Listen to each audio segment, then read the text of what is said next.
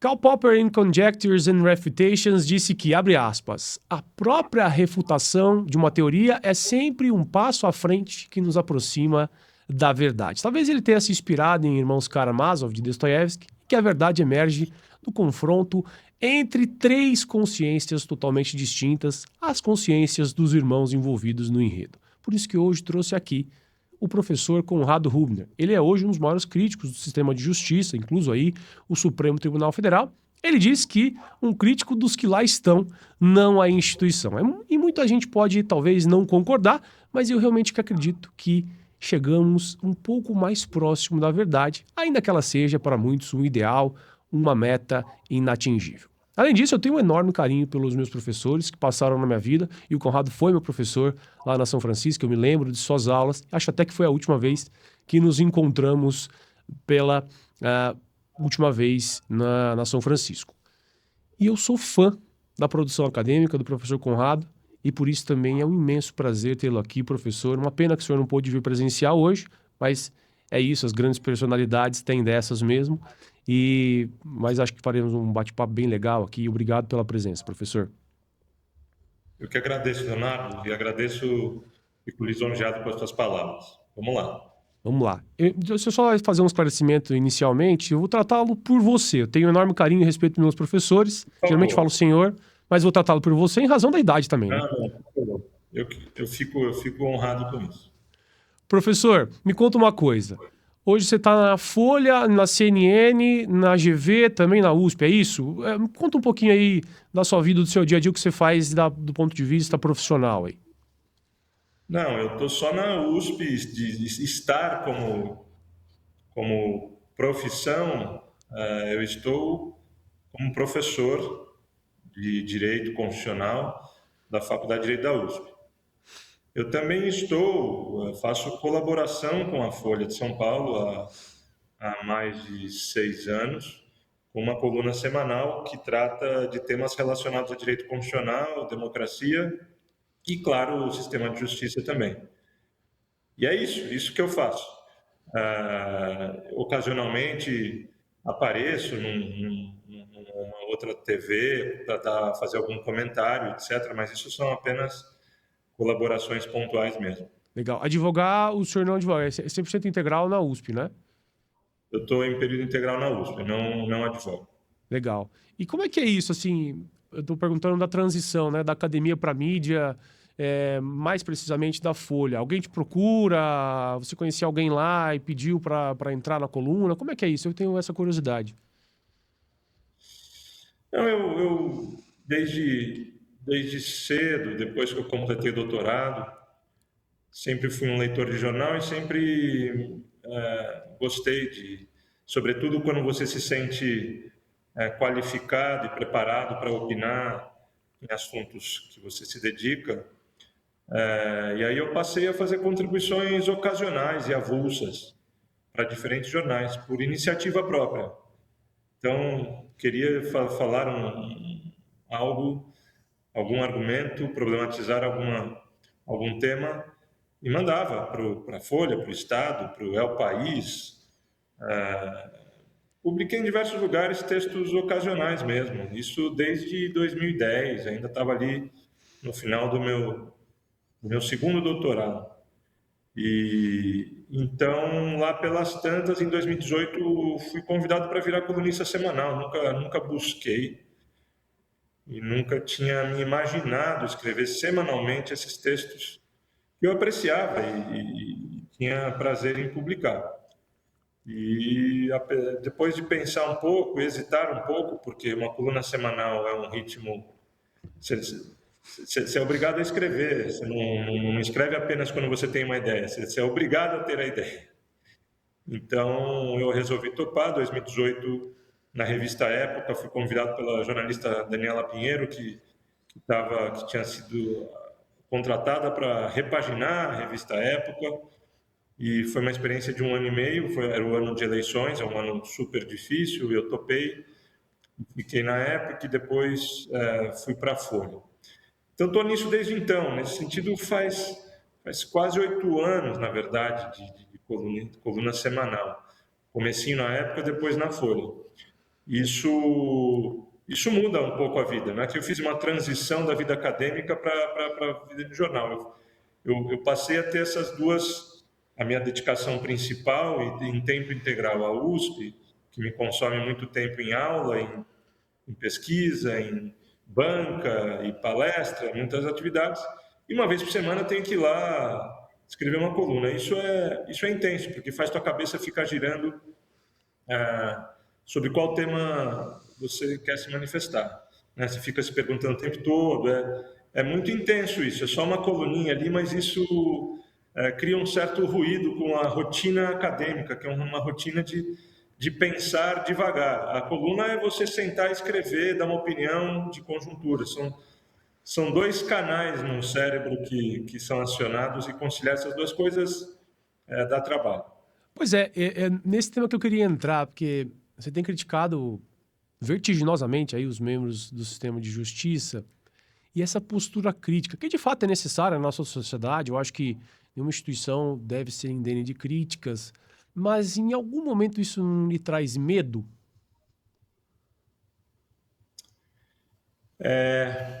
Não me traz medo.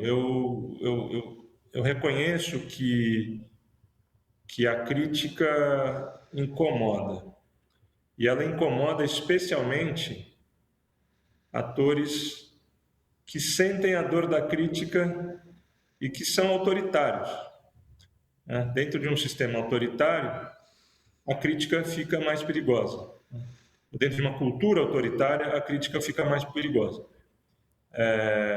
Ao mesmo tempo, eu considero a crítica como uma obrigação da profissão acadêmica no direito especialmente, e em muitas outras disciplinas. Né?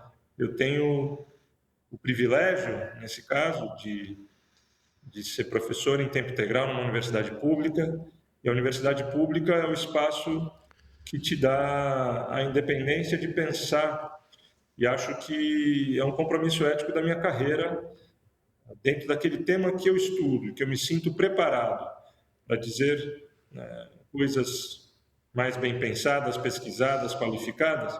É uma obrigação fazer a crítica e sustentar o risco. Eu sou muito privilegiado para sentir medo desse risco, que é um risco que, felizmente, a universidade pública, que me confere liberdade acadêmica, a universidade pública me protege. Claro que, às vezes isso gera tensões e gera dores de cabeça, né? Por exemplo, levar uma ação judicial em razão de alguém que se sentiu ofendido pela crítica. Mas isso é parte do ofício. Não acho que isso deve intimidar um acadêmico. Mas sim, às vezes a situação fica um pouco mais arriscada, às vezes há uma necessidade de se tomar cuidado maior com o que se escreve. Isso é um sintoma grave de um ambiente contaminado, de um ambiente intoxicado e disso que eu chamei de cultura autoritária de certos atores, da política em geral, com certeza, e do sistema de justiça também. Para não ter esse medo, eu acho que tem que ter uma força propulsora gigantesca. O que te move para não ter esse medo?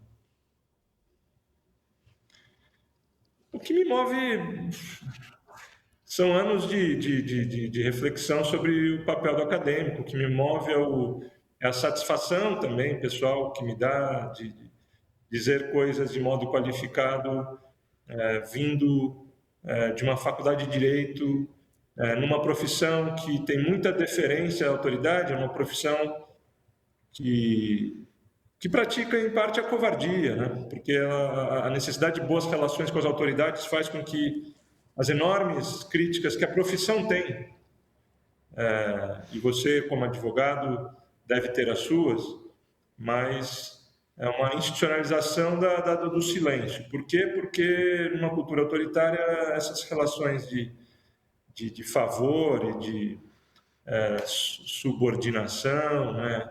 Elas constituem uma condição para o bom exercício da profissão. E nisso não vai uma crítica individual a ninguém. Se eu estivesse advogando, eu também estaria sujeito a esses constrangimentos. Então, professores de direito em tempo integral têm melhores condições de fazer isso. Então, o que me move é um senso tem satisfação pessoal em fazer isso, em saber que essa crítica é pertinente, é importante e dá voz a muita insatisfação. Mas também tem um senso de dever da minha profissão, que ao exercê-la de modo reflexivo, ao pensar sobre a ética da minha profissão, eu acho que é parte dela o exercício da crítica responsável, da crítica fundamentada, da crítica bem pesquisada, mas da crítica dura quando necessária. Quando o senhor falou aí de uma crítica bem pensada, bem fundamentada, me lembrou aqui, me permita quebrar um pouco o protocolo aqui, mas me lembrou do conto Famigerado. Tá lá em Primeiras Histórias do Guimarães Rosa. E o conto basicamente, ele começa com o grande matador da cidade entrando na casa de quem tá contando a história e a pessoa tá com medo. E ele relata esse medo na forma de contar. O conto é contado meio gago, assim. E aí o personagem reflete. O medo é extrema ignorância em momento muito agudo, né? Quer dizer, o que você tá me dizendo eu conheço o sistema, eu conheço como funciona, eu não ignoro, por isso eu não tenho medo, né? Acho interessante. E é justamente um momento agudo da sua carreira aí foi o processo de um ex-PGR, né? Que o senhor escreveu lá na sua coluna, que era o Poste Geral da República. Eu não vou nem vou citar o nome para não fulanizar. Mas isso te gerou um problema na comissão da USP? Isso te gerou um processo criminal? Esse não foi um momento agudo? Foi sim. Foi um momento desgastante, que não foi só do PGR. Logo em seguida, veio uma ação penal idêntica de um ministro do STF, recém-indicado pelo presidente Bolsonaro, né? Ambas as autoridades eram visceralmente ligadas a Jair Bolsonaro, e porque indicadas por eles, mas não só porque indicadas por ele, porque de fato se identificam com ele, aparecem com ele, já fazem parte de uma era em que as nomeações para os cargos da justiça passaram a ser guiadas pelo parâmetro da fidelidade incondicional, da ideia da confiança absoluta dessa identidade, né? Aquele que toma tubaína aos domingos com o presidente. Essa é a frase do presidente. Então, foram duas ações que, claro, geraram desgaste de diversos tipos, desgaste emocional, desgaste de energia e tempo para lidar com isso, reuniões com advogados.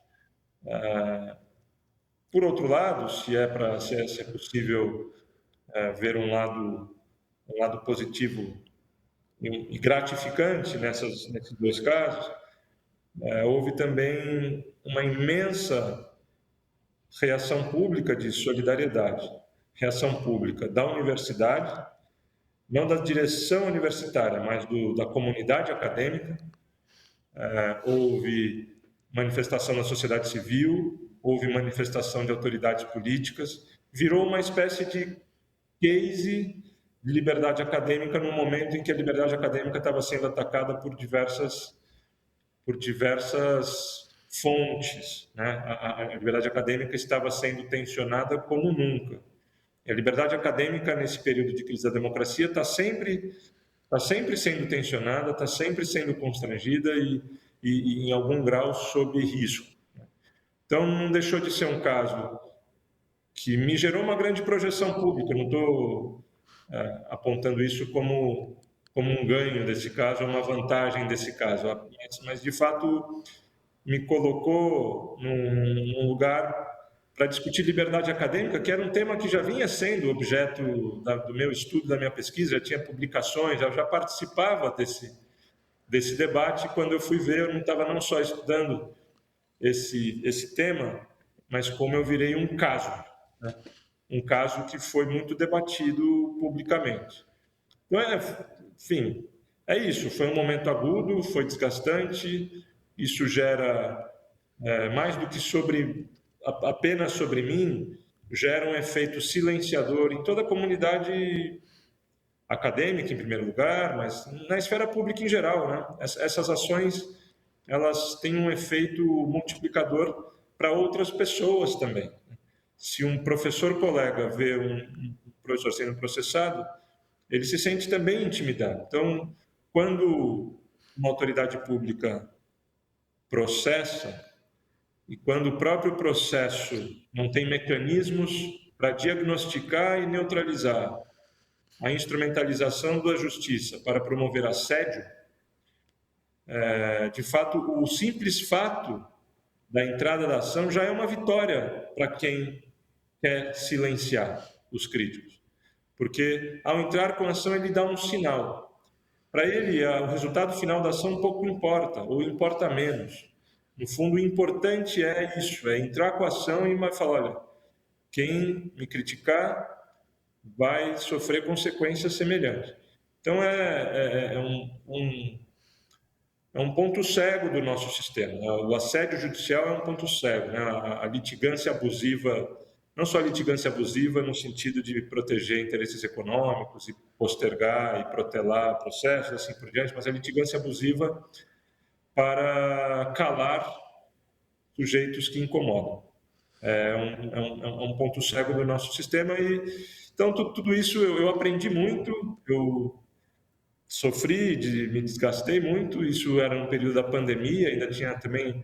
Era pandemia, era um governo profundamente ameaçador, que cotidianamente, né, abusava de poder, e a gente estava vivendo ainda por cima com um momento do país em que morriam 2.000, 3.000, chegou a 4.000 pessoas, 4.000 mortes por dia. Então, ministros criticados. No caso do PGR, ele foi criticado pela sua grosseira omissão.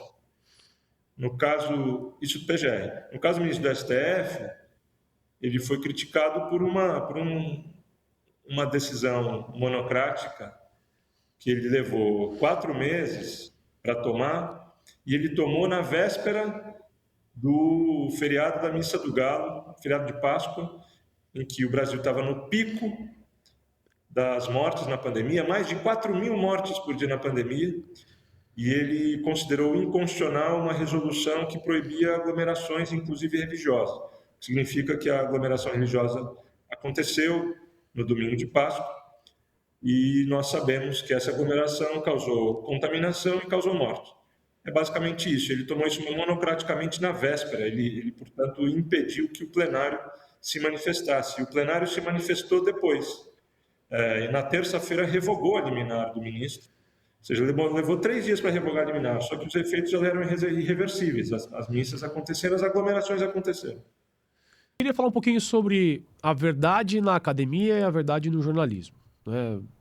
Você vem aí de uma carreira brilhante na área assim, pesquisa científica, 2 doutorados, enfim, dispensa trazer aqui as informações que todo mundo sabe. Isso na área do direito e da ciência política, né? E há um tempo também, como você disse aí, foi colunista da Época, hoje é colunista da Folha, há um tempo já. E eu penso que talvez haja um conflito aí, eu já explico. O jornalismo, na minha opinião, ele analisa os fatos para revelar a verdade, que geralmente, pelo menos na nossa mídia, Certo. é uma verdade tida como incontestável. É algo assim, digamos, a bigorna da verdade, né? É impossível de vencer. E a pesquisa científica, ela testa hipóteses para construir verdades que devem ser refutáveis, né? São verdades contestáveis. Nessa dupla jornada, né, de professor e jornalista, como lidar com essa, para mim, gritante diferença?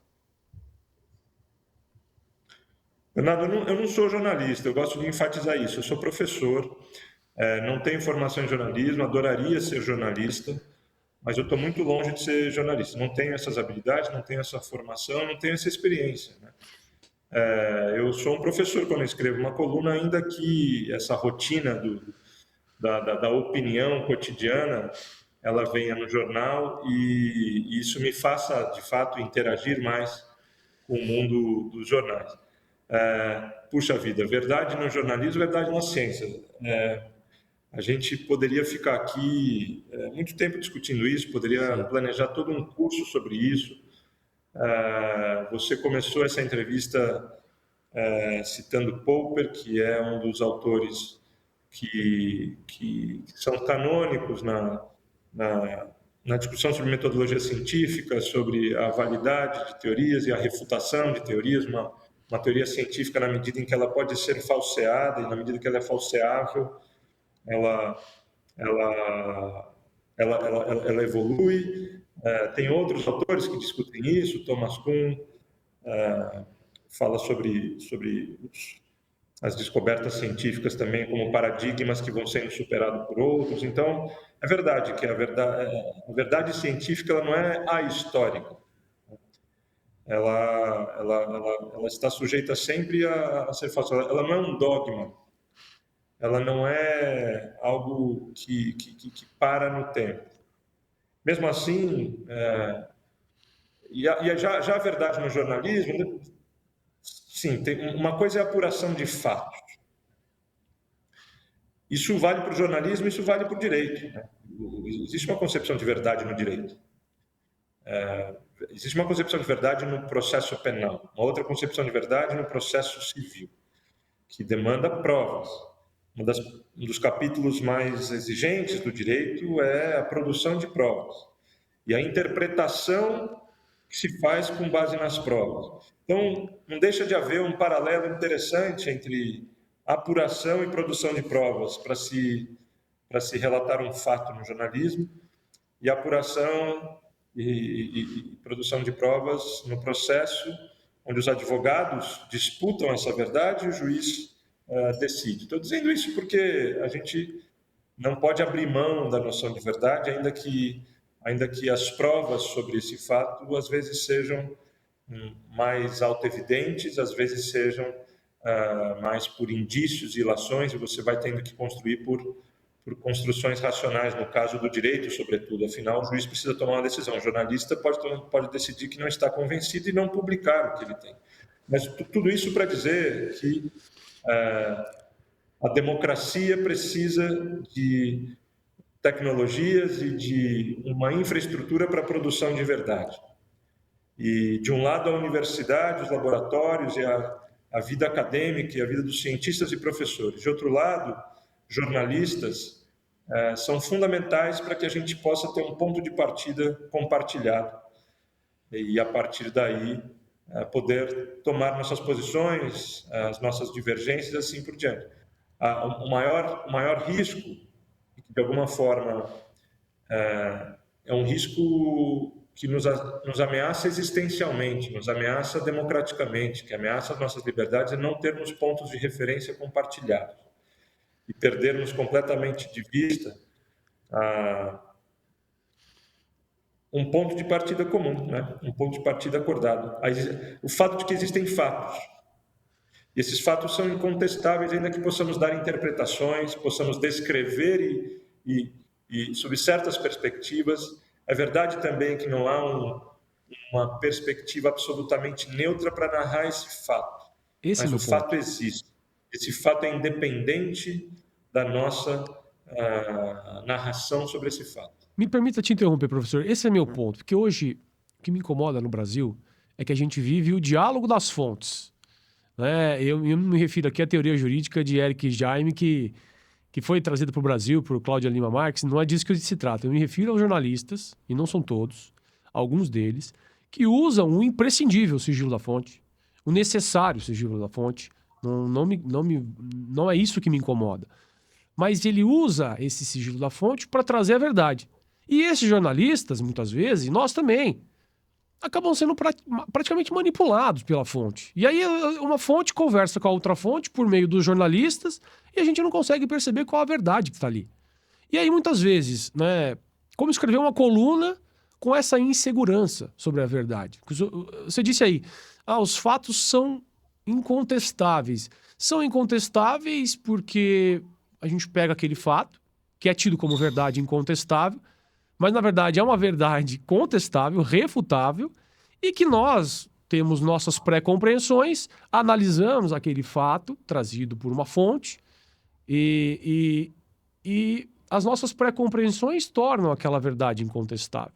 Então, como eu disse jornalismo, porque não que eu acho que o senhor exerça aí uma atividade jornalista, mas alguma forma flerta com o jornalismo, porque parte de premissas que jornalistas trouxeram para escrever as suas críticas, que são muitas das vezes jurídicas. Então, você se atenta para esse fenômeno que eu estou dizendo, do diálogo das fontes, da verdade que muitas vezes a gente não consegue saber se é verdade ou não.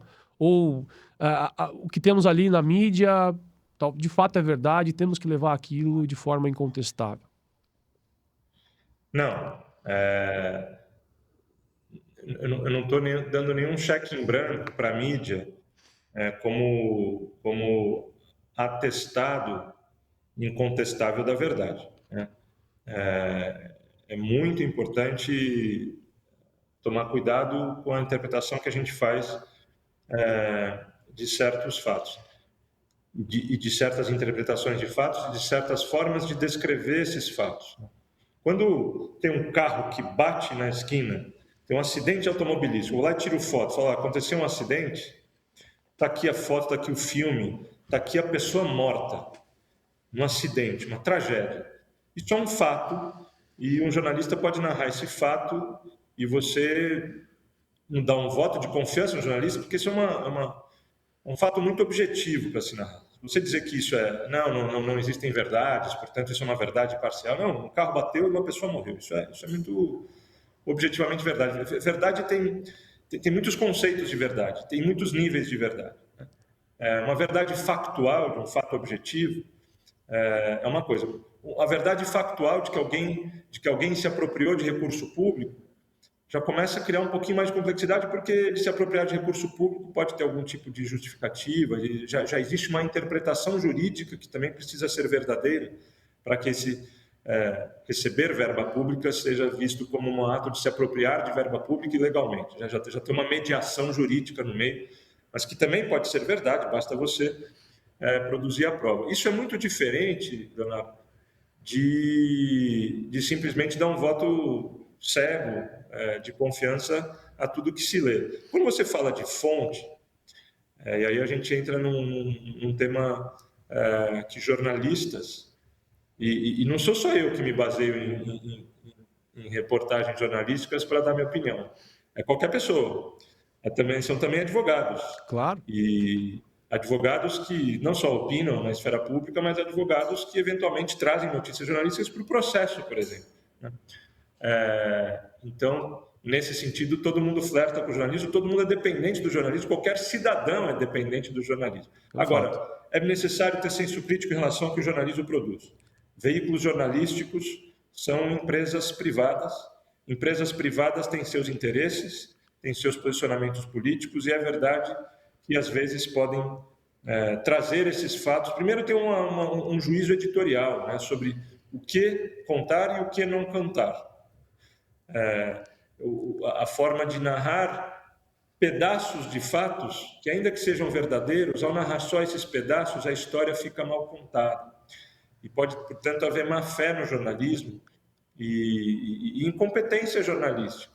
E, nesse sentido, a ética jornalística, a responsabilidade jornalística por contar um fato que não possa induzir interpretações erradas sobre esse fato é também um cuidado jornalístico importante. Mas, então, de novo, não podemos abandonar a noção de verdade. Não abandonar a noção de verdade não significa dar um cheque em branco para o jornalismo. Significa ter uma desconfiança sobre os fatos narrados. E, de novo, também é diferente narrar um acidente de carro na rua e uma operação que, para você qualificar como ilegal, exige uma interpretação jurídica.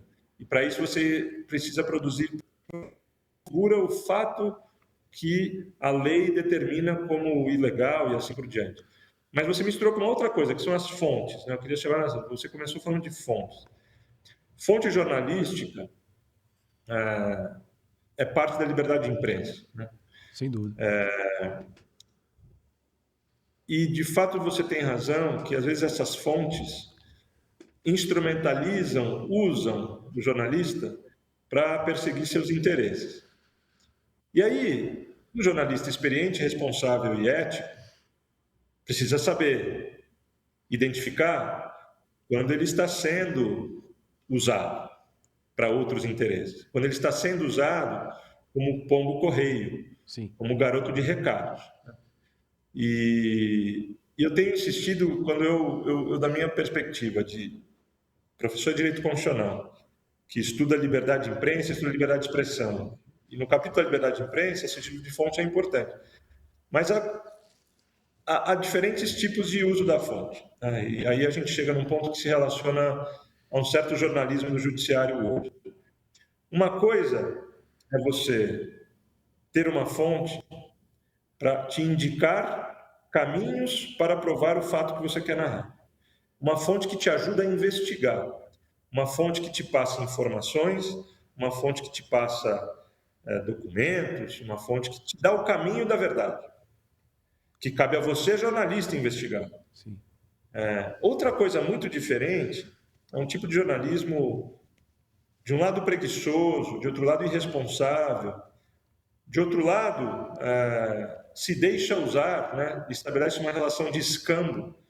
Eu tenho acesso a essa fonte, mas eu preciso prestar serviços a essa fonte, que é a fonte que basicamente quer mandar recados. Aí a gente não está mais falando de fatos, a gente está falando de opiniões. Portanto, quando você fala, a fonte ela precisa ser mantida em off, certo? Tudo certo. O sigilo da fonte é importante. O problema é quando você presta um serviço como jornalista a essa fonte, ao basicamente expressar no jornal uma frase, ou uma opinião, ou um juízo, ou um recado que essa fonte mandou você dizer. Então, se o ministro fulano fala, olha, esse caso é um absurdo, é inconstitucional e o STF vai declarar inconstitucional. Isso não é fato, isso é uma declaração, isso é jornalismo declaratório, isso não é jornalismo factual. Mais irresponsável ainda é quando um jornalista fala, sei lá, o jornalismo criou, o jornalismo de STF criou um sujeito fictício chamado ministros do STF. É um sujeito coletivo, que a gente não sabe quantos são. Portanto, vamos supor que o jornalista fala com 2 ministros e os 2 ministros falam, olha, nesse caso aqui a gente vai condenar. Falaram apenas o que eles vão fazer, isso não é nem notícia nem fato, eles apenas disseram o que vão fazer. Aí vai lá o jornalista e fala na manchete, ministros do STF dizem que vão condenar. Isso é irresponsável, isso não é só falso, como é irresponsável. Você está dando uma espécie de espaço cativo para esse ministro manifestar suas opiniões e não pagar ou não ser e manter-se protegido pela opinião que deu, né? A opinião anônima é a forma mais covarde, né, de se relacionar com o jornalista. Mas aí, o jornalista vai lá no sentido de gerar clique e gerar repercussão e gerar os efeitos que ele quer que gere e ainda fica anônimo. Ele sequer sofre as consequências daquilo que ele falou. Isso não é fato mais, isso é só uma opinião. E quando o jornalista mantém o sigilo dessa opinião, é muito grave, né? Você está fraudando a confiança que o leitor tem em você. O leitor não sabe quem foi o ministro, o leitor não sabe quantos foram ministros, e isso é apenas uma declaração, isso é jornalismo declaratório, isso não é jornalismo nem factual, nem crítico e opinativo, é meramente declaratório. É muito preguiçoso, eu vou lá, dou o microfone na mão de um ministro, fala aí o que você pensa. Aí qual que é a tua reportagem? Narrar o que o ministro falou. Às vezes isso é importante, desde que identificado quem falou o quê. Claro, uma autoridade falou algo importante, eu como jornalista julgo importante, vou lá e descrevo. É jornalismo declaratório, mas está lá o nome do ministro. Muito pior é quando o ministro fica ausente, fica oculto. Mas aí eu acho que está um pouco na conjuntura, e eu vou defender um pouco esse tipo de jornalismo, porque a conjuntura no país hoje, o Supremo, e aí a gente pode entrar nesse detalhe, acho que a gente vai entrar daqui a pouco quando a gente falar sobre o Supremo está na arena política. Só que o Supremo é composto por juízes. Juízes não têm o espaço que tem um político. Então, assim, e não tem o espaço que tem, por exemplo, um empresário que também tem as suas fontes e atacam o ministro na mídia. Então, assim, eu acho que é uma forma muito mais de defesa, porque ele não pode ir à mídia a todo momento, né? Não pode, porque é um juiz. E aí ele precisa se defender e ele vai usar a liberdade de imprensa a seu favor. Então, assim, eu acho que tem muito da nossa conjuntura. Não vejo como... vou defender mesmo aqui os jornalistas nesse sentido, porque eu não vejo muito como é uma defesa mesmo. E, claro, né? Você bem pontuou. O jornalista, ele quer clique, quer engajamento e se aproveita dessa necessidade de defesa aí que eu acho, citando aí os ministros, né? Mas o meu ponto é, alguns desses jornalistas, de novo, eu não vou generalizar aqui, ele traz a verdade da fonte como uma verdade absoluta, irrefutável. E aí... Mas isso é uma técnica jornalista, isso é uma violação da técnica jornalista. A fonte nunca traz a verdade, a fonte traz um caminho. É isso, E você, o jornalista, lado precisa dela. fazer esse caminho para encontrar. Você é responsável pelo que você está narrando. Exatamente. E erro jornalístico existe. Às vezes o jornalista conta algo e aquilo não é verdade. Nem sempre isso foi intencional, nem sempre isso foi doloso. Às vezes foi erro. Exato. O fato de que foi erro não significa que o jornalista não acerte. Não acerte em narrar certos fatos. Enfim, é isso. Claro, o jornalista precisa de fontes para levar a fontes que te indiquem o caminho. A fonte não te entrega a verdade pronta. Quando entrega, se ela entregou todas as provas, tudo certo. Aí já a verdade está produzida, mas é responsabilidade do jornalista julgar essas fontes. O jornalista não simplesmente ouve a fonte e narra aquilo como uma verdade. O jornalista precisa se apropriar daquela verdade a partir do seu próprio juízo, não é o juízo da fonte. Exato. Mas, de novo, uma coisa é a verdade sobre o fato, do que ocorreu, e fatos são de diversas naturezas, né? Um fato bruto é um fato bruto, um fato jurídico envolve a interpretação jurídica desse fato bruto, então tem várias camadas. Mas a última camada, e isso que você disse, Leonardo, eu não consigo achar um único exemplo, nenhum. Se você tiver um, você me fala. Hipotético que seja. Não consigo achar um exemplo hipotético em que um ministro possa precisar usar do seu direito ao sigilo de fonte para enviar uma declaração, não ajudar um jornalista a achar um fato. Isso é uma outra coisa. Eu, como ministro eventual, por exemplo, né? Vamos supor que um dia eu sou um juiz e eu estou num colegiado e tem uma coisa muito grave acontecendo, muito grave, muito ameaçador. Eu posso, eventualmente, protegido pelo sigilo de fonte, chamar um jornalista e falar, olha, investigue isso aqui, está aqui esses documentos, dá uma olhada nisso, dá uma olhada naquilo, vai acontecer isso. E beleza, o jornalista vai lá, investiga, tira suas próprias conclusões e publica uma reportagem. Perfeito isso. E sobre isso nós estamos de acordo. Eu acho que não era sobre isso que você estava falando. E eu queria ser mais preciso porque eu não sei se eu entendi bem a sua discordância. Eu não consigo imaginar um juiz que precise falar, olha, jornalista, eu acho isso um absurdo, eu acho essa lei inconstitucional. Mas diga no jornal lá, porque mas protege, não diga que fui eu que falei. Diga apenas que é um juiz da corte. Não consigo ver uma situação em que isso seja necessário. Eu não acho que... Realmente não acho, mas pode ser que aconteça e talvez você saiba até mais do que eu. Mas eu não acho que um ministro chega, procura certos jornalistas e fala, ó, você vai falar isso, você vai falar aquilo. O que eu acho é que tem certos jornalistas mais próximos de ministros do que outros. Isso é o que eu acho mesmo. Não vivencio esse dia a dia do jornalismo. Verdade. Então, assim, o grande ponto é, você me perguntou, né? Qual é a lógica de um ministro, quando procurado por um jornalista, dizer o seguinte, olha, essa é a verdade do fato. Seja Eles não necessário. são políticos, eles são professores, no máximo. Eles não são hábeis nesse meio. Então, acho que é um escudo. Quando é procurado, usa esse escudo para não precisar ir. E quando ele quer ir, hoje isso eu vejo, efetivamente, ele faz uma nota pública de esclarecimento do gabinete. Ele não fala.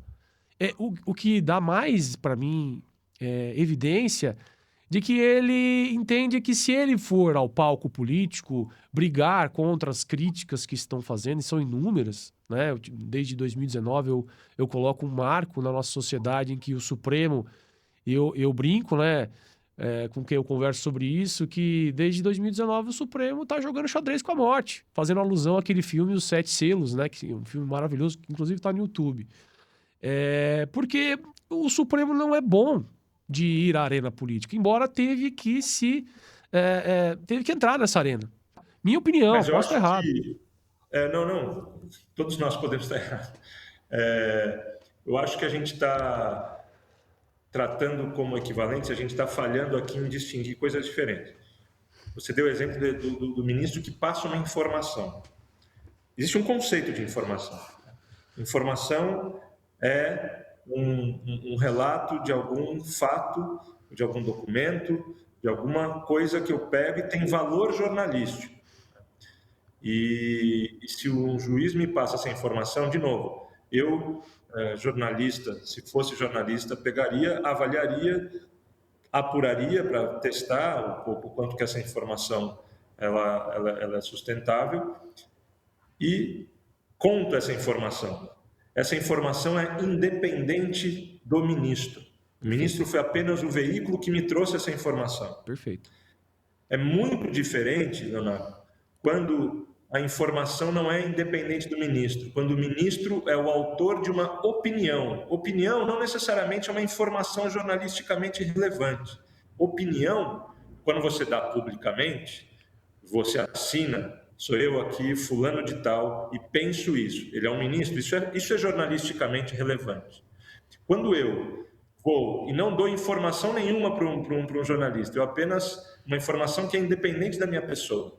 Eu trago uma opinião minha e me recuso a assinar essa opinião, isso não tem nada a ver com a maneira de eu me defender, é porque ministro não tem habilidade para lidar com a política, é porque ministro é ruim ao dar entrevista, e é muito questionável o ministro que dá entrevista assim em qualquer situação, em qualquer caso, em entrevista como regra, não como exceção, mas de qualquer forma eu queria afirmar essa distinção. Eu estou pronto para aceitar a validade de, em certas situações de crise, há juízos éticos complicados a se fazer, mas às vezes pode ser justificável que o ministro chegue para o jornalista e fale: olha, dá uma olhada nessa informação aqui, porque isso vai dar uma boa notícia, isso é um fato muito grave. Isso é uma coisa, e podemos olhar para a história e ver como fontes importantes foram determinantes para fatos políticos relevantes, né? O caso mais famoso do Nixon, do jornalista, suas fontes, etc. Isso é uma coisa, as fontes não eram protagonistas, as fontes eram apenas veículos para levar informação. Os ministros querem ser protagonistas, levar informação nenhuma, simplesmente dar uma opinião, e essa opinião sai no jornal, sem a sua assinatura, e essa opinião gera efeitos. Ou seja, é tudo muito artificial. Tudo produzido artificialmente, intencionalmente por esse ministro. Isso não é só antiético do ponto de vista do ministro, é antiético do ponto de vista do jornalista também. Entendi. Não, ficou claro. Entrando em Supremo Tribunal Federal, o Supremo foi importante para evitar que tivéssemos o filme Ainda Estou Aqui, parte 2? Foi importante? importante, mas não foi importante sozinho. E acho fundamental perceber isso. Nós aceitamos muito facilmente a ideia de que o STF salvou a democracia. O STF não salvou a democracia. O STF foi um ator relevantíssimo para nos proteger. O STF e a justiça em geral, né? O TSE também. Né? Nós passamos por um período muito grave de ameaça às instituições. Então, quando a gente fala salvou a democracia, a gente tende a pensar na tentativa de golpe apenas. Mas a gente pode lembrar de uma série de fatos que desde 2021 foram praticados contra a democracia. E o STF estava ali no exercício da jurisdição, o STF e o resto da justiça brasileira e o resto de outras instituições que ainda tentavam também a PGR é um. exercício do papel. Então, em primeiro lugar, o salvar a democracia é um caminho que vai desde 2021, tem um ponto culminante na tentativa de golpe e que em 2025 gera uma decisão de condenação pela tentativa de golpe. Isso é fundamental, mas isso não é mais do que obrigação do Supremo, né? Aplicar a lei. Diante de provas, diante de fatos que são verdadeiros, estão provados, você faz o quê? Você aplica a lei. Do ponto de vista jurídico, não foi uma interpretação tão engenhosa assim. As provas estão lá, o tipo penal está ali, e essa interpretação precisa ser feita. Podemos discutir a dosimetria, podemos discutir um monte de coisa, mas isso é uma coisa. Mas o que eu queria ressaltar é que atribuir ao Supremo esse grau de heroísmo é não só desrespeitoso. Há tantas mobilizações da sociedade e outras instituições que também foram importantes para resistir a ataques contra a democracia, como também superestima isso que o Supremo fez. Eu não estou subestimando a coragem de um outro ministro na condução de investigações, a coragem de um outro ministro na preservação da integridade eleitoral, ao esforço bastante grande de ministros de fato, produzir coesão no momento em que eles estavam sendo ameaçados, em que a instituição estava sendo ameaçada. Tudo isso é muito verdadeiro. Eu só acho uma espécie de colher de chá, uma colher de chá muito bajuladora, dizer o STF salvou a democracia. Muita gente ajudou a salvar a democracia. Essa é uma obra coletiva, não uma obra de 11 ministros. 11 ministros fizeram a sua obrigação, porque foram escolhidos e foram indicados para estar nesse tribunal. E o tribunal tem essa missão. Então, de novo, sem heroísmo para o STF, esse autoelogio que o STF gosta de se fazer e onda na qual ele surfa, ele é inapropriado, basicamente. E nisso não vai uma redução da importância do STF. Isso tenta apenas um pouquinho mais de precisão, um pouquinho mais de justiça histórica. É um enorme desrespeito às múltiplas pessoas que estavam nas ruas, estavam em reuniões, estavam se mobilizando, estavam em campanhas, estavam entrando com ações, e etc. E dizer que quem salvou a democracia foi o STF. É uma interpretação preguiçosa para dizer o mínimo da história. É uma interpretação bajuladora, para ser um pouquinho mais sincero para muitos, né? Então, é basicamente isso. O STF foi fundamental, mas isso não significa que ele estava sozinho, não significa sequer que ele foi o mais importante. Nem isso significa. Significa que ele foi muito importante, não necessariamente o mais importante. Eu acho que o heroísmo ele cria expectativas irreais, ele apaga o esforço coletivo, ele ofusca, né, esse esforço. Mas assim, também dá para entender, porque existe um lado político que ataca muito o Supremo e é um pouco a resposta, dizer o seguinte, você está me atacando aqui, mas eu salvei a democracia. Mas fato é que houve, eu depreendi bem a sua fala, né? Houve uma tentativa de golpe, várias instituições envolvidas nessa tentativa de golpe, várias, até sociedade civil, inclusive, né? Porque se todos, né, não foram todos que apoiaram o processo que foi julgado no Supremo, mas muitos apoiaram. Então isso também é importante, as pessoas também foram importantes. Mas, de fato, houve uma tentativa de golpe e, de fato, houve se não o mais importante, e pouco importa quem for o mais importante. O que importa é que estamos aqui, o que importa é que podemos falar em liberdade, né? Eu acho que essa que é a grande questão. O STF aplicou a lei, aplicou a Constituição e aplicou com coragem. Perfeito. Isso é uma contribuição que ele deu nesse período e precisará dar sempre.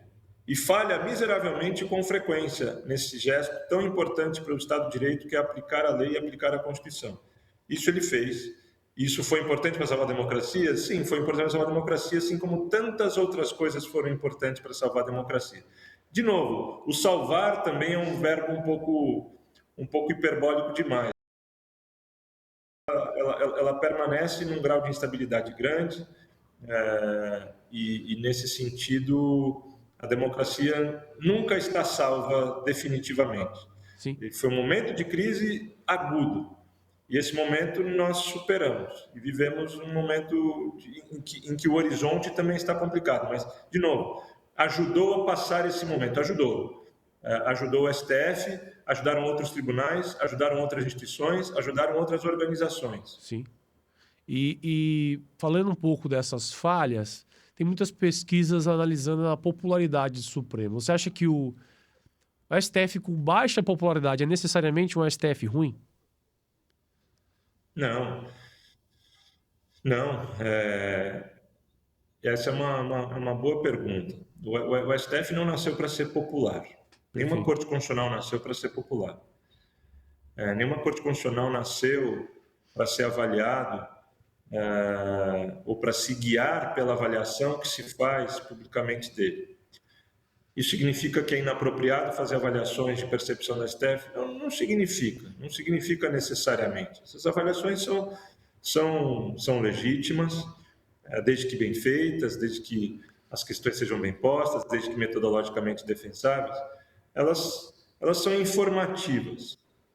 Então, acho que a título de premissa, não, um STF que é mal avaliado não é, por si só, um mau tribunal. Mas, sendo ele bem ou mal avaliado, é necessário a gente investigar, sim, por que ele está sendo mal avaliado. E quando a gente percebe que o porquê ele está sendo mal avaliado tem relação óbvia, íntima, tem uma relação carnal com malfeitos muito graves do STF, significa que um alarme precisa começar a tocar, alguém precisa escutar esse alarme. Eles não estão sendo mal avaliados porque eles estão ali abraçando a defesa de grandes direitos fundamentais e de grandes grupos vulneráveis. E na defesa de grupos vulneráveis, grupos econômicos começam a produzir uma campanha contra o STF, porque isso fere seus interesses econômicos. Não tem nada disso. Tem exatamente o contrário. Né? Tem um STF de joelhos para o poder econômico, promiscuamente se relacionando com o poder econômico e o poder político. E isso gerar uma má avaliação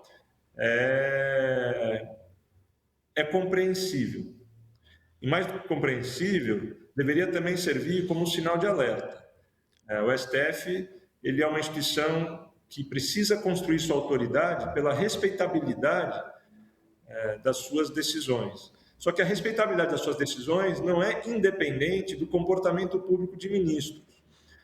Então, o STF não nos entrega quase nada digno de uma respeitabilidade prime, né? Uma respeitabilidade de primeira, assim, né? Uma espécie de qualidade incontestável, seja pela manifestação concreta e pela imagem de integridade desse exercício de produzir uma decisão e de ser juiz, seja pela qualidade redacional da decisão e assim por diante, seja por sua capacidade de construir boas decisões para o país, nos tantos temas, nos tantos infinitos temas, em direito tributário, em direito financeiro, em direito administrativo, em direito penal, em direito constitucional, em direito processual.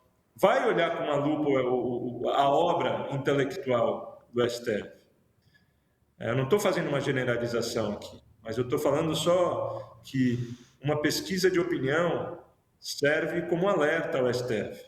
Se o STF estivesse legitimamente empunhando bandeiras constitucionalmente defensáveis e estivesse disposto a enfrentar a opinião pública, porque o seu papel é contra-majoritário, está tudo certo. A gente teria todas as razões para apoiar o STF no seu enfrentamento de opinião majoritária equivocada. O problema é quando essa opinião pública, ou essa avaliação de percepção, parece ter boas razões para avaliar mal o STF. Quando eu digo parece ter boas razões, a gente não precisa aqui enumerar essa vasta lista de comportamentos que nos autorizam, de boa fé, desconfiar que o que está guiando decisões do STF é muito menos o direito constitucional e muito mais uma barganha de interesses. Quando você vê ministros viajando em jatos de advogados, empresários, quando você vê ministros monocraticamente tomando decisões que favorecem ao cliente do parente advogado, quando você vê ministros participando e sendo remunerados para participar de eventos, né, patrocinados por essas pessoas ou essas empresas que têm causas no STF, fica tudo muito avacalhado, né? Professor, mas peraí. Acho que o Supremo tem várias, assim, podemos entrar em várias delas, mas tem várias decisões tanto contra majoritárias ou até em favor da maioria da opinião pública, digamos assim. Porque é um ponto, assim, que eu vejo, eu acompanhei bastante suas entrevistas, assim, e eu vejo, não vou generalizar, mas quando você diz assim, parece que toda instituição é corrupta, toda instituição não produz nada de bom, né? Acabamos de falar do julgamento do 8 de janeiro, né? É só um deles. Você mesmo disse, uma atitude corajosa. Foi uma produção importante, mas aí quando é uma produção importante não fez mais que a obrigação. Parece, professor, e aí aqui se me permite uma crítica, mas se você não me permitir, Karl Popper permite, né? Que Claro, assim, por favor. o super foco da sua crítica é o Supremo a todo custo, né? Não sei, eu não sei se o Supremo é o grande inimigo assim da nossa democracia ou que não seja da nossa democracia, da nossa sociedade. O PCC tomou o executivo e o legislativo. A gente sabe disso. O legislativo são 50 a 100 bilhões na emenda PIX, né? Eu entendo, é a sua área de pesquisa, né? Você atua aí, mas tem que criticar. Não acho que nenhuma instituição deve ser indene de críticas, não. Eu realmente digo isso. Mas será que outras instituições também não estão contribuindo? Quando dizemos, o Supremo não salvou a democracia, concordo. Mas será que o Supremo que está arruinando a democracia? Também acho que isso é demais, sabe? Desculpa a crítica, mas é realmente queria trocar essa ideia contigo. Não, por favor, eu acho importante você falar isso. E eu começaria dizendo que a tua formulação carregou um pouco demais nas tintas. Você nunca leu uma frase escrita por mim, nem dita por mim, dizendo que o Supremo está arruinando a democracia, nem é o grande inimigo da democracia. Então, a tua pergunta foi um pouco apaixonada. É só o que parece. Não sei se é o que parece, né? Eu de fato tenho uma especialidade. Minha especialidade é sistema de justiça na democracia, sistema de justiça no sistema constitucional, né? O sistema de justiça defendendo direitos de minorias, seus deveres, etc. Estou há 15 anos, fiz 2 doutorados sobre esse assunto. Então, nós temos cientistas políticos muito competentes, ainda que eu também tenho uma formação em ciência política, para falar sobre mandos e desmandos do legislativo, etc. Então, acho absolutamente inapropriado dizer que o Supremo... Eu nunca fiz uma escala do problema mais grave do Brasil.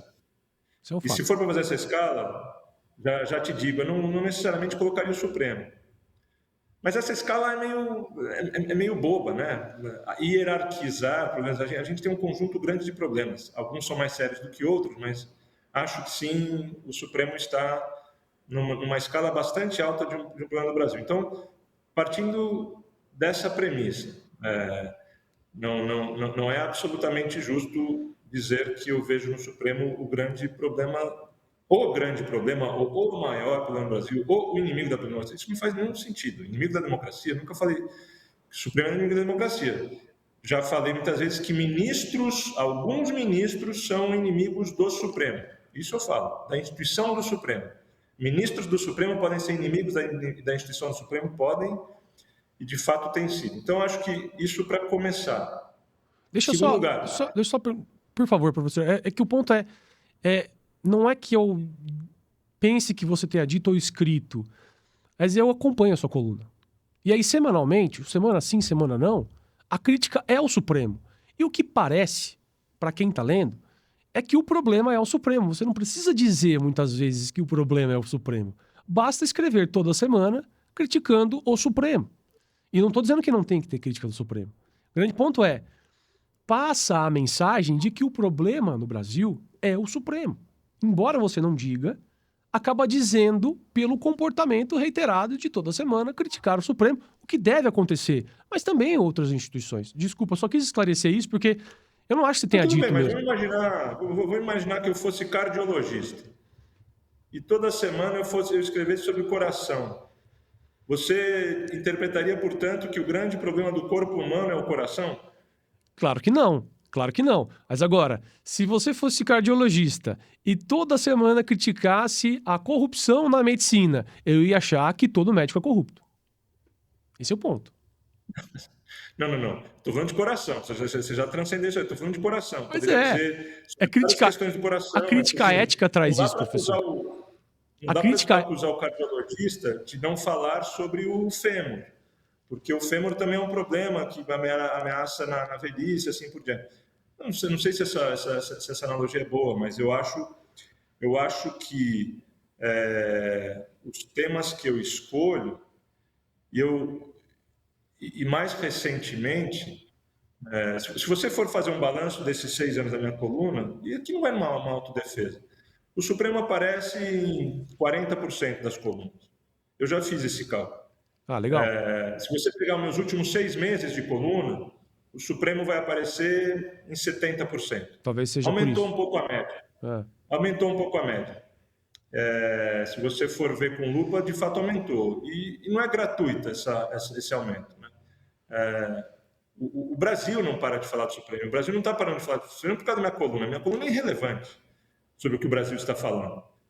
Porque, de fato, nunca houve fatos tão graves expostos sobre o Supremo. Então, de novo, minha coluna é absolutamente irrelevante para explicar por que o Brasil está obcecado com o Supremo. Também não é o bolsonarismo. O ministro do STF gosta de dizer que está sofrendo ataque de desinformação e etc. Não é o bolsonarismo que, nesse momento, está falando mal sobre o Supremo. O bolsonarismo está surfando a onda produzida pelo próprio Supremo. A gente está falando sobre fatos, né? Sim. Existem fatos. Existem ministros que têm empreendimentos imobiliários pagos e financiados com sócios ocultos, parentes, tem parentes de ministros que são advogados. Isso são fatos, não são fontes opinando, tem documentos. Né? Se a gente não tem isso como fatos, a gente não tem. Então, acho que, para começar de novo, em nenhum momento falei que o Supremo é o maior inimigo, mas eu, como estudioso do Supremo, me sinto mais seguro e acho que seria irresponsável da minha parte começar a falar sobre qualquer coisa. Não tenho o que dizer sobre o Ministério da Saúde, nem o Ministério do Planejamento, porque eu não estou estudando esses temas, eu estou estudando o Supremo. Então, acho que eu tenho esse direito. Agora, mesmo eu tendo esse direito, eu tenho que exercer esse direito de escolher os meus temas e a minha especialidade de forma responsável. E acho que eu nunca cheguei a falar que e você concordou com isso, né? Nunca cheguei a falar que o Supremo, você disse que é uma impressão, uma imagem que passa. Isso. E uma segunda coisa para completar essa resposta. Eu sequer disse que tudo que o Supremo faz é ruim. E o Supremo já tomou decisões muito importantes para o país. Boa. A gente deu exemplo da condenação do golpe, mas esse é um caso de direito penal, nem é a principal função do Supremo decidir casos penais. O Supremo tem casos muito importantes no campo dos direitos fundamentais. Já tomou decisões que protegem direitos da infância, direitos das mulheres, direitos de minorias, já tomou decisões muito importantes para nós. Quando eu falo que você olha para o Supremo e não vê na qualidade argumentativa, você não vê jurisprudência, etc., uma discussão mais profunda sobre o quão consistente é o diálogo entre as decisões do Supremo, quanto que ao ler uma decisão sobre liberdade de expressão, eu tenho segurança de que aquilo é uma jurisprudência que vai influenciar uma decisão futura sobre liberdade de expressão. Essa profundidade que o Estado ela precisa ser produzida pelo tribunal. E o tribunal precisa se esforçar mais para produzir algo que a gente possa chamar genuinamente de jurisprudência. E essa jurisprudência, por mais que eu concorde com inúmeras decisões do Supremo sobre diversos temas, liberdade de expressão, para pegar a liberdade de expressão, a gente não tem uma jurisprudência de liberdade de expressão. A gente tem uma total instabilidade lotérica sobre liberdade de expressão. Significa que as decisões que eles tomaram eu não concordo? Não necessariamente. Eu concordo com muitos dos resultados que o Supremo atingiu, mas não necessariamente aprecio como paradigmático a fundamentação que essas decisões produziram, porque essa fundamentação é importante para aquilo que indica para outros casos, não só para o caso que resolveu, né? Então é isso. Acho que eu acredite você, eu já fiz até coluna elogiando decisões do Supremo. Então acho que o balanço, se for relevante, fazer um balanço do que eu escrevo semanalmente sobre diversos temas, mas com muita frequência, e sobretudo no último ano, com mais frequência ainda, sobre o Supremo, é aquilo que é defensável para defender a instituição do Supremo e seu aperfeiçoamento. Eu sou um defensor da instituição do Supremo. De novo, a minha... Só para fazer um parênteses acadêmico aqui. Como você sabe, existe uma discussão secular sobre a legitimidade democrática de cortes constitucionais. Sim. A pergunta é se cortes seriam legítimas para revogar decisões do parlamento, que é esse órgão democrático por excelência, né? Qual é a justificativa filosófica, teórica, democrática para explicar por que uma decisão soberana do parlamento pode ser revogada por juízes não eleitos? Eu escrevi 3 livros sobre isso, e nesses 3 livros eu estou falando, é justificável sim, e é fundamental sim. E essa discussão, eu desenvolvo uma ideia de deliberação democrática, de desempenho deliberativo, de diálogo entre corte e parlamento, etc. Então, eu sou, do ponto de vista do que eu penso, sou um defensor da existência de corte. Só que a forma como essa corte funciona depende dos seus atores, das responsabilidades internas, etc. Então, não estou aqui só me defendendo. De fato, eu escuto e levo muito a sério a observação de que eu estou fazendo generalizações. E tento tomar cuidado para não fazer. Eu continuo acreditando que eu não faço, ainda que cada vez que eu escute, eu faço um novo esforço para deixar isso claro. Não só não faço generalização no Supremo, como também não faço generalização sobre o Poder Judiciário. Quando eu cunhei o nome magistocracia, para me referir a uma fração do sistema de justiça que hegemoniza e que governa e que tem problemas profundos do ponto de vista legal e ético e financeiro e orçamentário, eu sempre faço questão de dizer que isso não é necessariamente a totalidade do sistema de justiça, não é nem a maioria do sistema de justiça, mas é sim a face ou a fração que governa. E já ouvi muitas vezes, você está generalizando, você está ofendendo juízes. Acho que essa é uma leitura defensiva, essa é uma leitura injusta e pouco generosa, né? Uma leitura apressada, e uma leitura que às vezes não está necessariamente levando a sério. Não estou falando isso da sua pergunta. Sim, não, tranquilo. Pode falar também, não tem problema. Deixa eu... Por favor. É isso. Não, pode. Quer terminar? Não, basicamente, de fato, para deixar bem claro. Sim, por favor. Eu tenho um foco crescente no Supremo, não é exclusivo, mas é crescente no Supremo. O Supremo está no ápice da sua crise de imagem. Essa crise de imagem não é feita só por um desgosto ético ou estético, é objetivo, é contrato de honorários de advogado de parente, é contrato de financiamento de empreendimentos milionários, é tudo muito grave, muito volumoso e envolve muitos ministros, é tudo muito, né? Então, acho que isso justifica, porque eu quero um Supremo para proteger as nossas liberdades, só que esse Supremo, com esses ministros, não protegerá nossas liberdades de novo quando precisarmos, é só isso. Professor, entrando nessa parte da ética, né, e aí que eu vou... Talvez eu corro um risco enorme aqui, mas eu faço porque realmente... E a minha crítica, né, e nem é uma crítica, mas é porque eu acredito na sua boa intenção. Eu acho que você é uma pessoa bem intencionada e independente. Porque hoje, o que é raro hoje, colunistas no nosso país independentes, é muito raro. Me parece que você não te conheço pessoalmente, enfim, mas é a impressão que tenho. E o meu medo, eu vou correr um risco, porque um risco, né? É muito difícil se opor em algum momento contra alguém que está criticando atitudes supostamente antiéticas. Ou seja, o crítico ético, ele está numa posição mais confortável, na posição de pedra, não de vidraça, né? Que é a sua posição e não é uma crítica. Ora estamos nessa posição, ora na outra, e tem muito a ver porque é uma crítica a pessoas públicas. Tá tudo bem. Mas o meu ponto é difícil o que eu vou falar agora, que parece que eu tô do lado da pessoa que é antiética, supostamente. Mas não é. E eu já explico o meu medo. O meu medo da crítica ética, e eu acho que a ética ela é necessária para a democracia, ela é a graxa na engrenagem, né? Se não tem a ética, a engrenagem ela trava. As instituições elas não funcionam bem. Realmente acredito nisso. Mas eu vou arriscar aqui um contraponto, que é o seguinte: todo discurso ético é facilmente capturado por quem não é ético. Robespierre tinha uma crítica ética na Revolução Francesa e virou um tirano. Oliver Cromwell, mesma coisa, na Inglaterra, no puritanismo. Pegar exemplos mais modernos. Hugo Chávez, pega as entrevistas do Hugo Chávez antes de ele virar presidente, totalmente contra a corrupção, ético. Jair Bolsonaro, que você disse que concordou, que tentou dar um golpe no Estado, foi produto de um discurso ético que veio da Lava Jato. E a Lava Jato teve as suas coisas boas também, não teve as suas coisas ruins, mas ponto é, o discurso ético é facilmente capturado.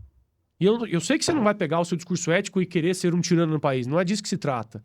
Mas, com certeza, alguém vai pegar a sua admirável coragem, a sua inteligência nos seus textos e vai capturar esse discurso ético, que é seu, é genuíno.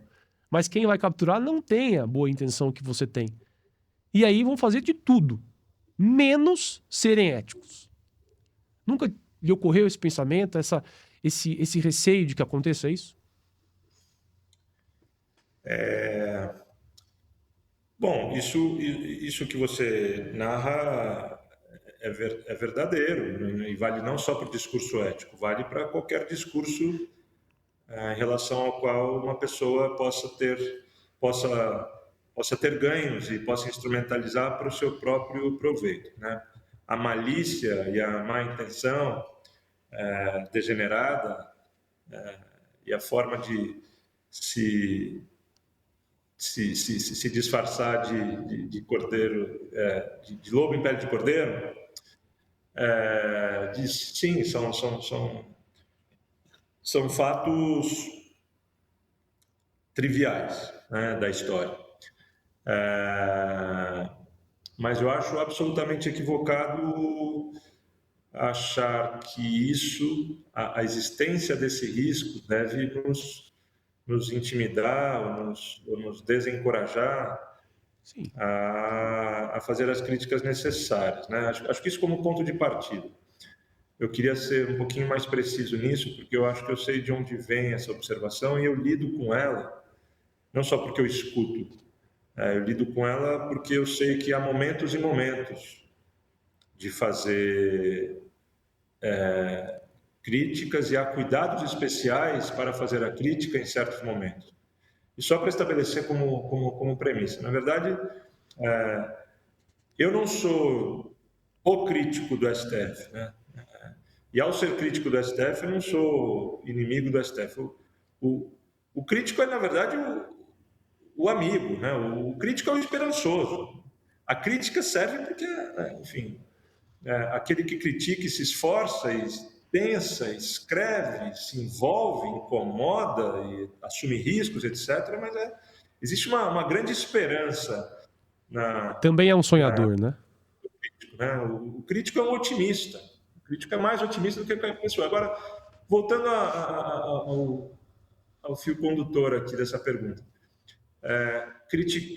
No fundo, o que está nas entrelinhas da sua pergunta é criticar o STF no momento em que as pessoas mais mal intencionadas querem acabar com o STF pode ajudar essas pessoas que podem vir a instrumentalizar suas críticas, se apropriar das suas críticas com as piores intenções e surfar a onda das críticas bem formuladas para o STF. Me permita só corrigir essa pergunta. É criticar Oi? não o Supremo Tribunal Federal, mas 70% nos últimos 6 meses, por exemplo, só o Supremo Tribunal Federal. Só para complementar, desculpa te interromper, mas pode continuar. Esse é meu ponto. Sim, na minha coluna, que eu não sou um jornal, eu sou uma coluna semanal. Sim, e tá tudo sim, certo, né? sim, tudo certo. Eu sou o cardiologista, não o ortopedista da política. Então, eu estou olhando para aquilo ali. Então, existe o risco de ser apropriado? Bom, eu tenho mais medo, tenho muito mais medo de um risco que para mim é muito mais sério, é que o tribunal se afunde. E se afunde não por causa dos ataques externos, se afundem pelos ataques internos. Então, tem 2 riscos aí que precisam ser balanceados. Então, em primeiro lugar, é isso. Seria generoso demais com o STF, que não merece essa generosidade, que nós fiquemos em silêncio, porque supostamente não seria hora de criticar, porque toda e qualquer crítica ajudaria os inimigos do STF. Então, acho que esse é um equívoco, né? A gente não deve ficar em silêncio porque isso não é a hora de criticar. Porque se a gente não criticar agora, amanhã pode ser que não exista STF. Não existe STF relevante. Pode ter ali um predinho, com 11 ministrozinhos, tomando suas decisões, etc. Mas já deixará de existir o STF que a Constituição pediu, supondo que o STF que veio até aqui tenha cumprido funções importantes, eu suponho que tenha, né? Então, em primeiro lugar, é isso. Ficar em silêncio e se fazer refém em benefício dos malfeitos muito graves que os ministros fazem, eles falam, não, mas, puxa, se a gente não criticar é melhor, porque se a gente criticar, os verdadeiros inimigos vão usar a nossa crítica. Acho ingênuo e acho mais arriscado. Acho mais arriscado do que ser apropriado pelos mal-intencionados é deixar de criticar e permitir que fatos tão graves, ações tão graves continuem a ser praticadas. Mas queria dizer uma segunda coisa. Eu lido pessoalmente com essa questão e com esse dilema, que é menos sobre se eu devo fazer a crítica ou não, mas como eu devo fazer a crítica ou não para minimizar a chance de que eu seja apropriado com más intenções. Legal ouvir isso. Isso eu já disse algumas vezes, isso já escrevi várias vezes no jornal, né? A primeira coluna que eu escrevi na Folha chama Criticar para Defender. É criticar certos funcionamentos, certas condutas para defender a instituição. Eu digo isso, eu me sinto muito repetitivo, porque eu sei que os leitores não precisam me ler toda semana. E eu me sinto repetitivo porque a cada período eu preciso lembrar de certos motes ou de certos princípios que guiam um pouco a forma como eu escrevo. Mas tudo isso para dizer que não só é mais arriscado ficar em silêncio do que falar criticamente, mas eu, na minha coluna, eu procuro deixar muito claro que eu estou criticando em defesa da instituição e para deixar muito claro quem são os verdadeiros inimigos do STF. Portanto, o extremismo político, do ponto de vista dos inimigos externos, é um inimigo do STF que eu ressalto com muita frequência. Portanto, um extremista político não terá tanta facilidade em se apropriar da minha coluna, porque ele vai estar descrito lá como inimigo, né? O extremista político, hoje, é o bolsonarista. Mas eu não queria reduzir o extremismo político ao bolsonarismo. O que eu quero dizer é que existem inimigos externos ao STF, e os inimigos externos querem fechar o STF. E eu procuro deixar explícito que esses são inimigos externos do STF, ao mesmo tempo que estou falando dos inimigos internos do STF, que, entre outros, são alguns dos seus ministros. Então, isso não é uma vacina total à possibilidade, ao risco de que minha coluna seja apropriada. Mas é o que dá para fazer. A pior saída entre todas é ficar em silêncio. A segunda saída é criticar irresponsavelmente, e essa não é boa também. Eu tento criticar, deixando muito claro quem que eu estou defendendo e quem são os inimigos verdadeiros e mais profundos do STF.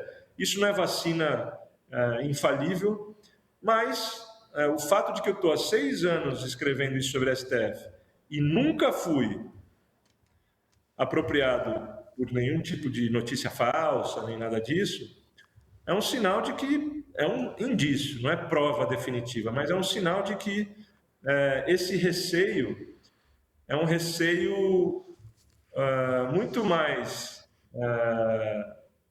que serve muito mais como uma espécie de autodefesa. Para de criticar aí, porque, puxa, não é o momento. Já ouvi isso 500 vezes, eu nunca parei, só passei a tomar certos cuidados.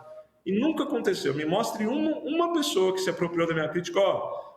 O fulano, o Conrado, disse isso, portanto, vamos atacar o STF. Nunca ninguém fez. Então, isso é apenas uma especulação. Acho é isso, é mais importante e mais arriscado, para ser mais preciso, é mais arriscado ficar em silêncio do que falar, do que apontar, do que dizer quais são as consequências. Alguns cuidados podem ser tomados? Sim. Deixa claro quem é o inimigo, deixa claro, tenta vacinar teu texto para que ele não seja apropriado. Eu tento. Não estou dizendo que isso é infalível, mas até aqui nunca nenhuma frase da minha autoria, não estou falando um texto, nenhuma frase, nenhum adjetivo foi apropriado por um extremista. Por que eu vou parar nesse sentido? Eu acho que a magistocracia foi. Mas tudo bem. O Não, mas isso professor... é outra coisa. É. A magistocracia... Não, mas não, estou falando do STF. Magistocracia é outra coisa, não sei... E no caso da magistocracia... Mas tudo bem. Meu ponto é... Foi apropriado corretamente. O que eu falo da magistocracia é sobre penduricalho, sobre nepotismo, sobre autoritarismo. Enfim, magistocracia é um neologismo que se refere a outras coisas, sim. Sim, mas legal. A grande questão aqui, professor, e é uma preocupação minha mesmo, é a questão do código de ética, né? A gente teve essa discussão nos Estados Unidos, eu até peço aqui, eu pedi para minha equipe, se puderem colocar na tela, eu fazer uma pesquisa nos Estados Unidos, né, sobre ministros do Supremo que foram envolvidos em questões, e aqui estamos encaminhando para o fim, tá, professor? Em questões, em problemas éticos, né? Não sei se você vê minha tela, consegue ver o que a gente está produzindo aí? Pronto. Aqui, nós estamos aqui, por exemplo, ProPublica é um jornalismo investigativo dos Estados Unidos, o professor morou lá, deve conhecer bem. Clarice Thomas e os bilionários, né? Aí fala toda uma matéria em que ele fez uma viagem para a Indonésia, foi no jatinho do bilionário, lá fumando charuto com os bilionários, pescando e tudo mais. Clarence Thomas, várias matérias sobre ele aqui a respeito da sua ética, né? As controvérsias de Clarence Thomas. Aí também, aqui ainda Clarence Thomas, o Justice Alito, né? Samuel Alito, também veio toda uma questão de relações, né, com Harlan Crow, que é um bilionário lá, enfim, o Alito também envolvido ele aqui, ó, no meio, pescando com os bilionários e tudo mais. E aí, o presidente da corte, o Chief Justice, né, John Roberts, e a sua mulher, envolvida aí, ó, ela alegaram aí que ela recebeu 10 milhões de dólares para ser consultora jurídica aí de bilionários e tudo mais. Mesma coisa, ó, na nossa tela. E aí, pode cortar para mim aqui, por favor? Eu só quis trazer isso, professor, para a gente entender, eu acho importante trazer isso, que os problemas... Deixa eu já esclarecer, não é para não existir crítica, não é para, porque existe nos Estados Unidos, pode existir no Brasil. Eu queria ouvir a sua opinião a respeito. Acho que o paralelo com a Suprema Corte americana é um paralelo interessante, né?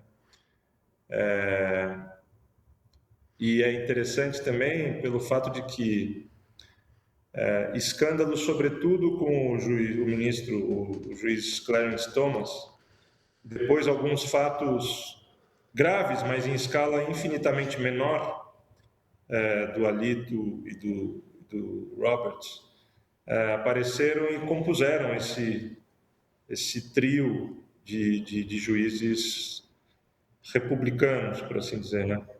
Porque lá a gente identifica partidariamente, com clareza, isso de cada lado. Então, os fatos são bastante graves, sobretudo do Clarence Thomas, porque eles se arrastam por um longo período de tempo.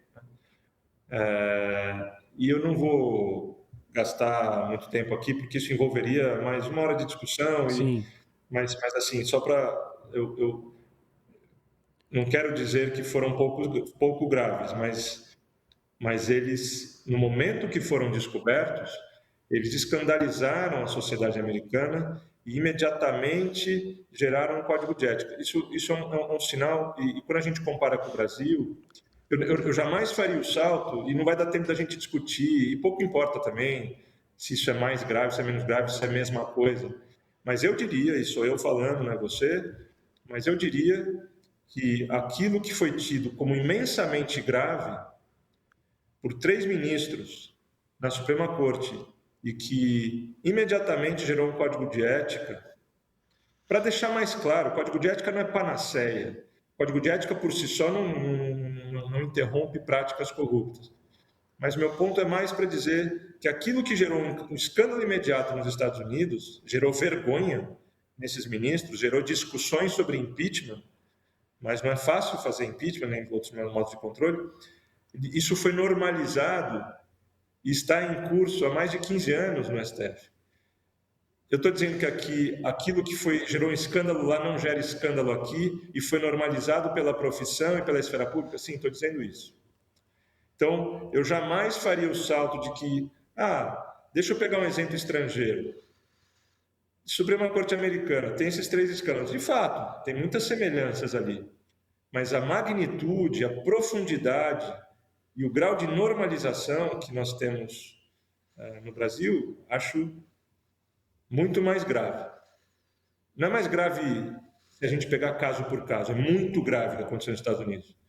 Mas o fato de ter sido normalizado, praticado por mais ministros, por anos a fio, e envolver práticas muito semelhantes ao que tem lá, entre outras que lá não existiram, mas aqui existem, me permitem dizer que o nosso problema está bastante consolidado, normalizado, institucionalizado. Né? Esses exemplos que você trouxe dizem respeito a condutas muito impróprias da relação do Thomas com empresários, do Robert, etc. Os nossos ministros fazem isso abertamente e ainda justificam a importância de se fazer isso, né?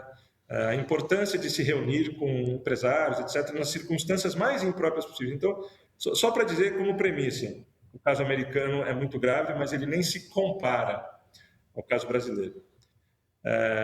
Isso para começar. O caso brasileiro está normalizado. O lá não está normalizado. Ele gerou um código de ética, gerou reação e gerou contenção. Não se sabe de novos fatos, não estou dizendo que eles interromperam, nem nada disso.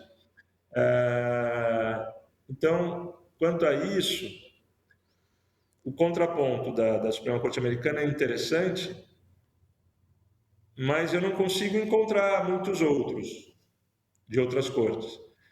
Pega cortes constitucionais respeitadas no direito constitucional comparado.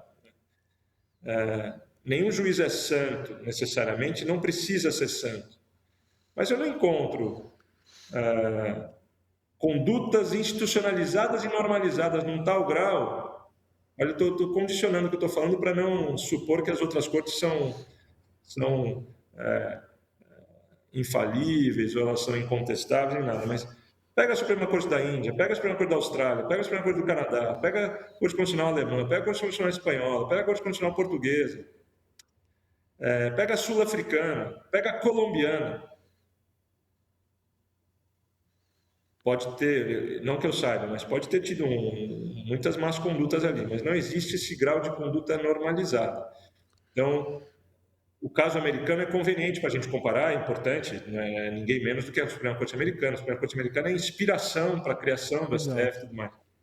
Mas então, eu só não faria esse salto, né, de que, no final das contas, lá aconteceu, lá acontece também.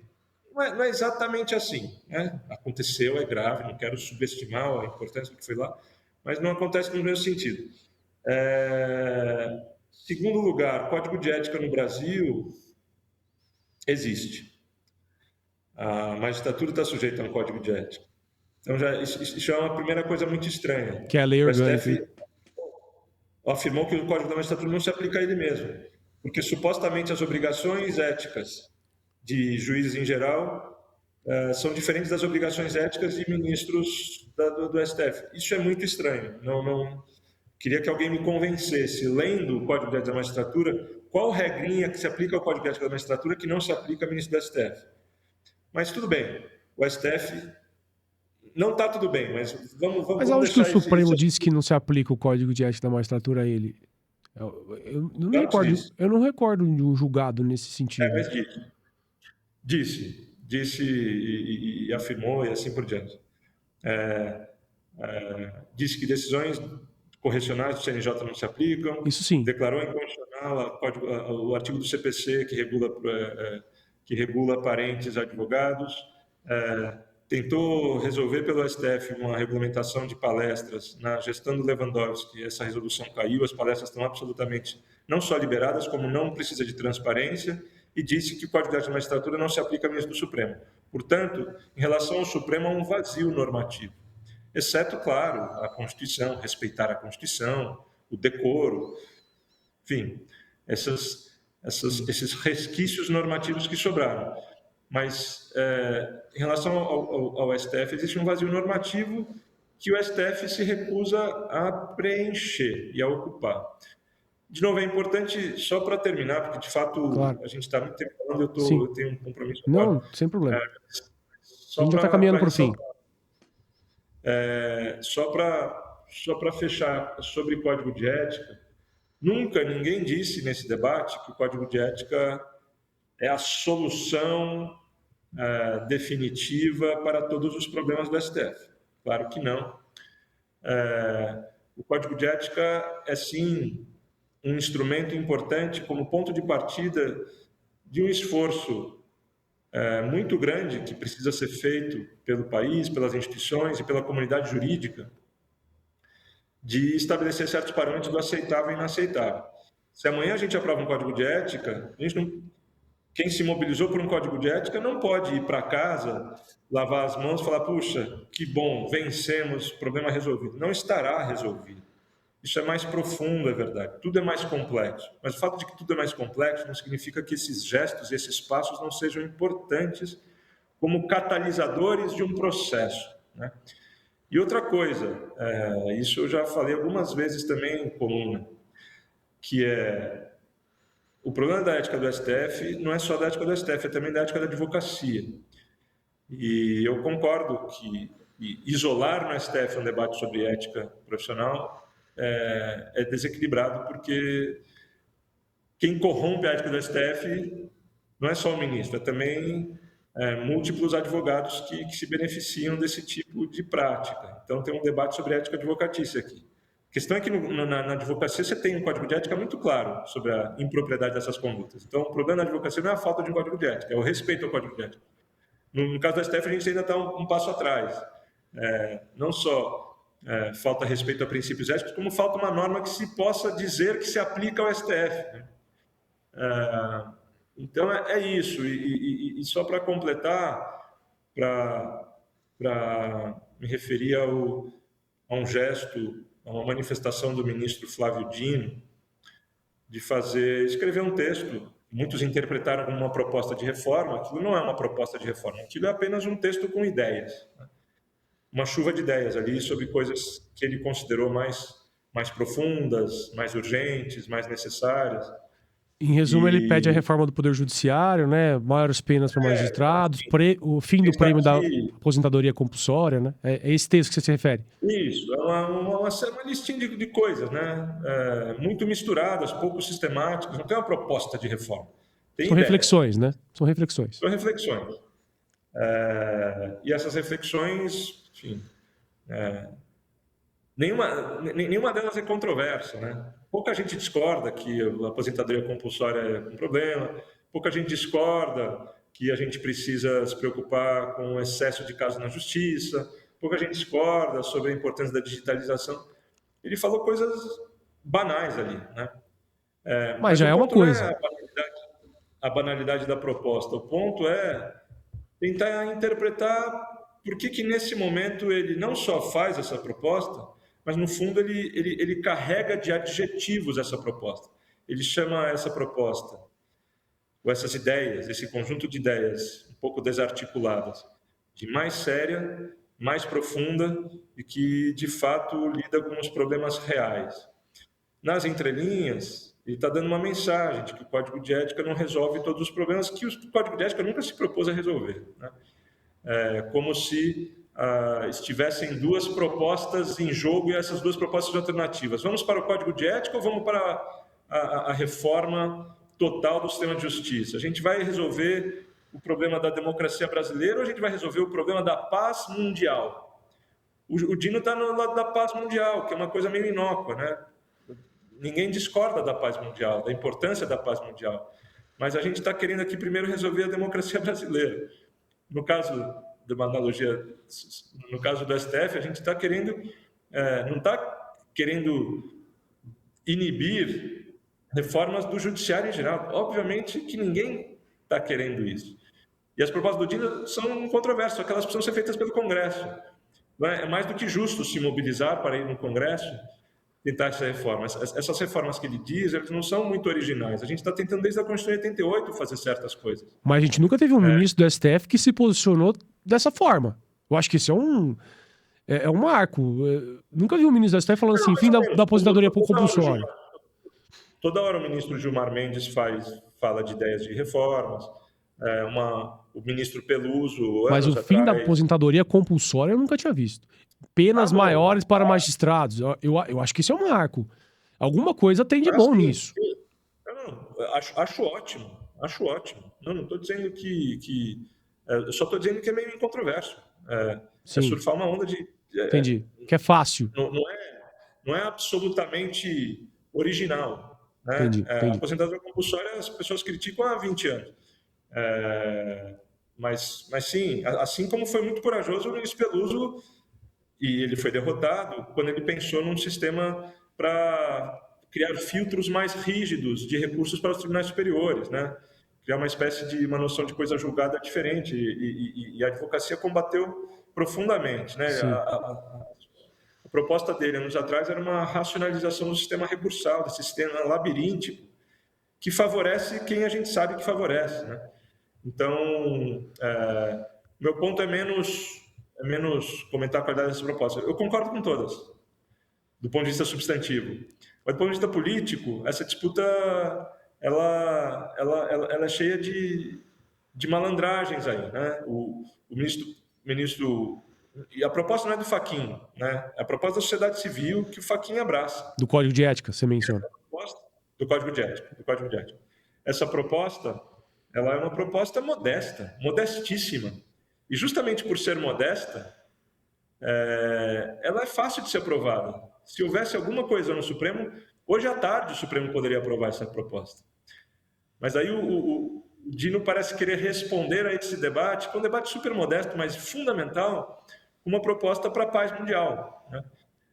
Que exige que o Congresso se mobilize, que afeta toda a justiça, que vai gerar os lobbies mais difíceis de enfrentar, etc. Ou seja, no fundo, é uma reação que, ainda que a gente discorde da superfície, do conteúdo, no fundo, é um pouco deixa tudo como está, né? Isso é um problema. Mas tá é isso. Obrigado, professor.